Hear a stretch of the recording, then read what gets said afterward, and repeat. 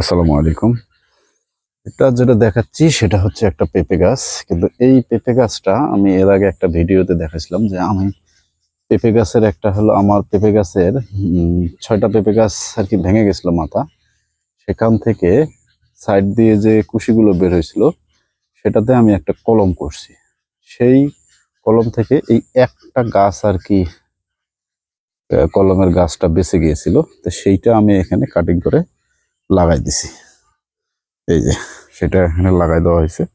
এখন এইটাতে যদিও পেঁপে ধরা আছে বা ফুল আছে, এখন এগুলো হবে কিনা আমি জানি না। এবং গাছটা এটা লাগানোর বেশি দিন হলো না, ৪-৫ দিন বয়স হলো।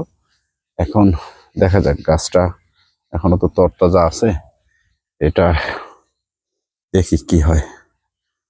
তবে কলম করে লাগানোর অভিজ্ঞতা এই প্রথম।